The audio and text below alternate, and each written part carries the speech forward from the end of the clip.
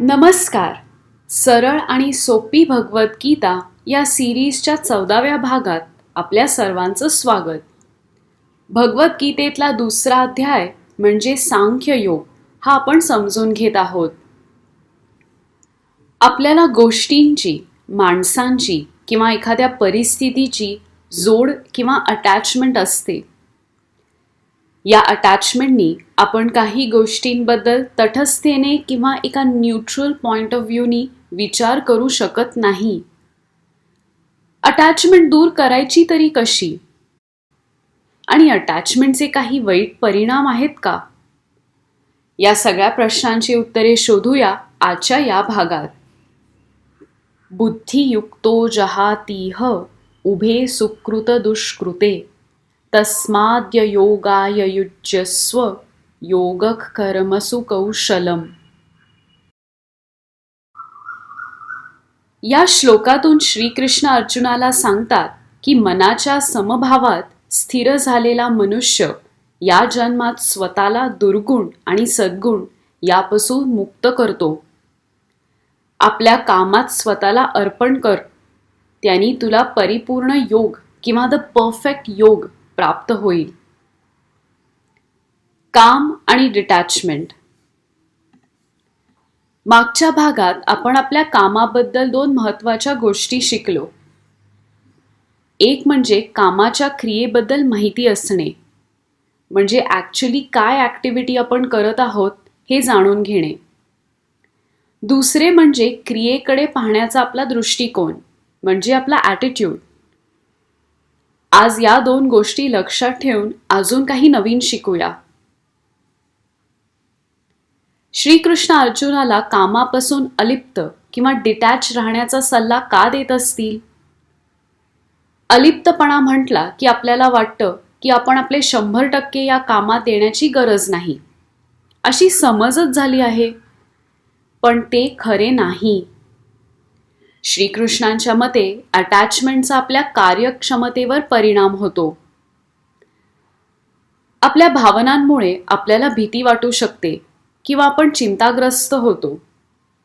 परंतु जर आपण स्वतःला सांगितले की हे आपले कर्तव्य आहे आणि कार्य उच्च उपस्थितीसाठी आहे, विश्वाच्या निर्मात्यासाठी आहे, तर आपण अधिक चांगले कार्य करण्यास सक्षम होतो. श्रीकृष्ण सांगतात की फलदायी कर्मांच्या आसक्तीमुळे माणसाला दुःख होतो. म्हणजे एखाद्या ॲक्शनच्या रिझल्ट्सला आपण अटॅचमेंट दाखवली तर त्याचा आपल्यालाच दुःख होईल. या अटॅचमेंटवर मात करण्याचा मार्ग म्हणजे आपल्या कृतींच्या परिणामांची इच्छा सोडून देणे. त्याऐवजी जे मिळत आहे ते आत्तासाठी योग्य आहे असा विचार केला तर मनाला शांतता मिळू शकते. आसक्ती किंवा अटॅचमेंटमुळे मनात इच्छा निर्माण होतात. इच्छेमुळे राग येऊ शकतो. एकदा राग आला की आपली बुद्धिमत्ता योग्य आणि अयोग्य यामध्ये फरक करू शकत नाही.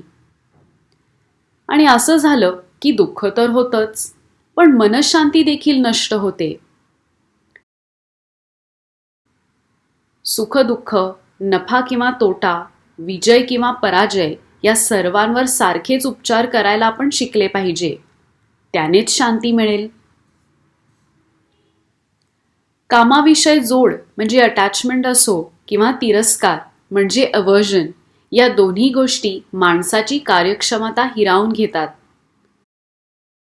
आपला कामावरचा फोकस निघून जातो आणि आपण तेच काम एफिशियंटली करत नाही. काम येत नाही म्हणून नाही, पण आता आपले इमोशन्स म्हणजे आपल्या भावना आता हे काम करण्याच्या आड येतात.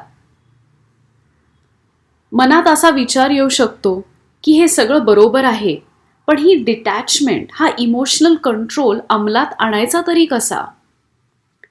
पहिली गोष्ट म्हणजे गोल किंवा रिझल्ट कसा असेल, मला फायद्याचा असेल का, मनाला हवा तसा असेल का, हा सगळा विचार बाजूला ठेवा. जितके एफर्ट्स या परिणामांच्या विचार करण्यात घेत आहात ते सगळे प्रयत्न तुमच्या कृती किंवा ॲक्शन्स करण्यामध्ये घाला. आपली विचारसरणी बदला. परिणाम नाही, पण आपण आपल्या कृतींवर नियंत्रण ठेवू शकतो, नाही का? आणि माणसाला हवंय तरी काय? एखाद्या सिच्युएशनवर कंट्रोल. आणि हाच कंट्रोल आता तुम्हाला मिळतोय तुमच्या ॲक्शन्सवर. किमान एखाद्या परिस्थितीवर ही विचार प्रक्रिया करण्याचा प्रयत्न करून पहा. जर आपण पाण्यावर बोटिंग करत असलो तर पहिली काळजी हीच असते की बोटीत पाणी येऊन द्यायचं नाही. पाणी बोटीत आलं तर आपली बोट बुडू शकेल. तसेच बाहेरच्या जगात काय चाललंय ह्याचा विचार केला तर आपण आपली मनःशांती गमावतो. पण आपल्या कृतींवर फोकस ठेवला तर बरेच विचार आपल्याला त्रास देणार नाहीत. परिपूर्ण योग. एखाद्या विचारात परिपूर्णता म्हणजे परफेक्शन शोधणे किती सोपे किंवा अवघड आहे?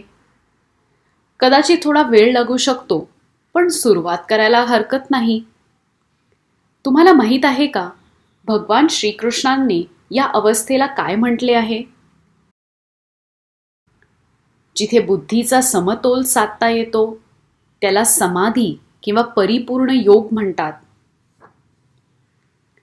सम म्हणजे समतोल आणि धी म्हणजे बुद्धी.